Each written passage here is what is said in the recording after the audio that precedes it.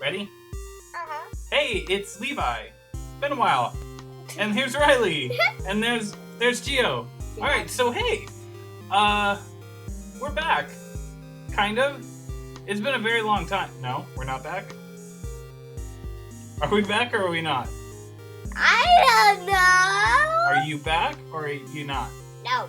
So you're not back. Okay, well I'm back. And here's Gio.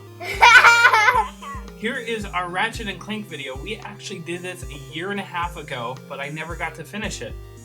And by never got to, I mean that I just chose not to do it and procrastinated. So anyways, here it is. You'll notice that in the video, I'm quite bigger and Riley is quite smaller because it was a year and a half ago. Enjoy seeing a 50-pound heavier me and a much smaller version of Riley, which makes me sad because I wish she was still that size. But hey, here's Gio too, and he's getting a lot bigger. Ew, what's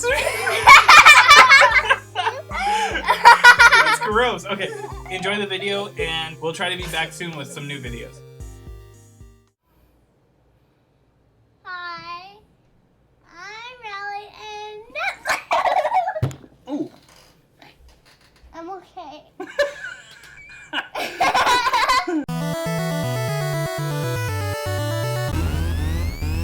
Hey, it's Levi the Retro and Active Gamer with... The Riley active daughter. Riley the hyperactive daughter. As you can see, the name matches the face. The face. So, hey, we're back doing another review. And Dad, you're yep. funny. I know. So 2002 was a huge, significant year for gaming. Dreamcast released their final titles after canceling production of the console. And Rockstar Games brought their Grand Theft Auto series to a 3D platform with both Grand Theft Auto 3 and Vice City in the same years. Huge games like Kingdom Hearts, Mario Sunshine, Splinter Cell, Metroid Prime, they all came out in 2002. In the midst of this historical year, a still relatively unknown young Insomniac Games, only really known for Spyro the Dragon and Disruptor, which seemed like a cookie-cutter carbon copy of the Doom formula as far as first-person shooters. However, it did have awesome full-motion video, as I've seen. Vacation authorization comes directly from the president. You know, my head feels like it's reaching critical mass. So they came out with a brand new IP, and it did really well. It got 8s out of 10s.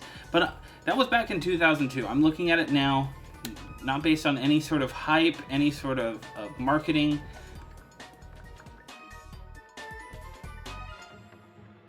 So you're an alien furry named Ratchet, a wrench-carrying mechanic who comes across a reject robot aptly named Clank. And upon meeting, they're both thrown into a whirlwind adventure to save the galaxy from the evil Drek. You travel from planet to planet in search of the next item or clue that will get you closer to the evil corporate monster who is hellbent on destroying every planet to make his own utopian paradise. It's up to Ratchet and Clank, the Riggs and Murtaugh of sci-fi action adventure platforming video games, to stop him. So, I mean, it is sort of an age-old underdog has to save the galaxy sort of thing. Nothing really new. Galaxy. Is that sign language for galaxy? Uh-huh. Oh, okay. Galaxy. All right. Galaxy. The story's fun. It really is. It's there's a lot of cutscenes that play out the story of the game, and really, in my opinion, it's its strongest point. The music was excellent for this game. It had sort of a techno, orchestrated electronica feel to it, and each planet had different songs. The planets themselves all felt very different, and the musical score to accompany it was different as well. So it all felt very unique, very well done. I love the music in the game. Banana. Yep, banana. Banana. Banana.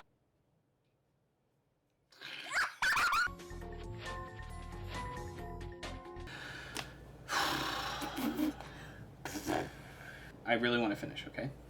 Go. Daddy. Thank you.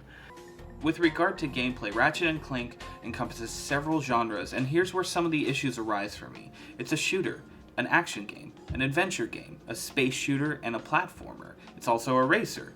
And the problem that I see with this sort of cross-genre game, it never really masters any one of the gameplay aspects. Most of the elements seem somewhat underdeveloped or just not quite what it needs to be.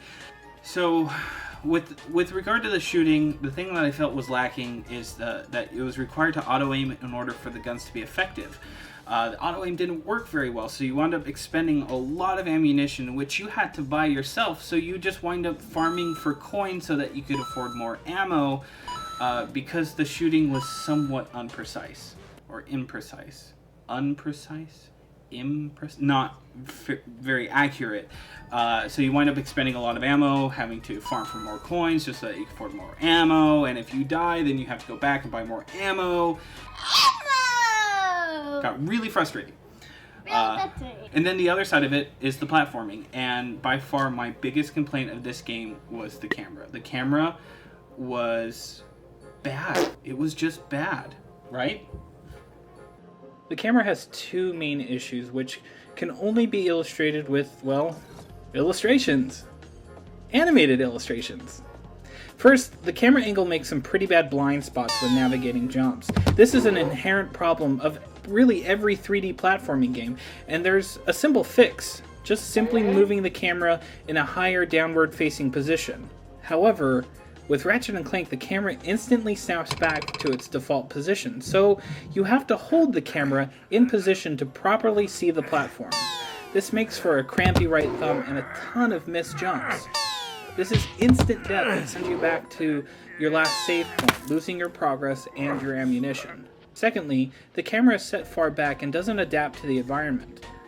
I found on several occasions you'll be running through a tight corridor and an enemy would spawn behind you. As you rotate the camera to see who's shooting you, the camera would hit the wall and get stuck.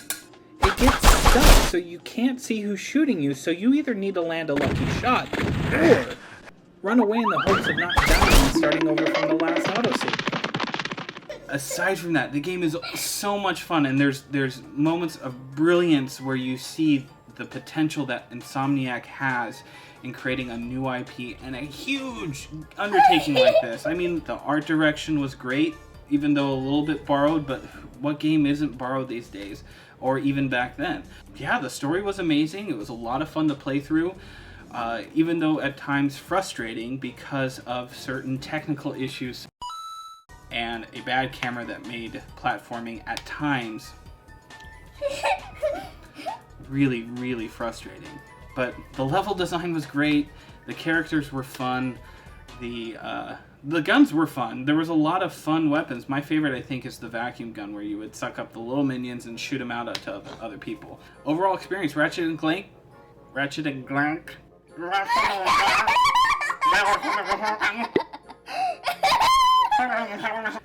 & Clank tried really hard to provide a varied experience, and this worked both to its benefit and its detriment, with some of the lackluster things as, you know, just needed more refinement. And I'm really actually excited to play the sequels to see how they've hopefully improved on some of these issues that I found in the first round.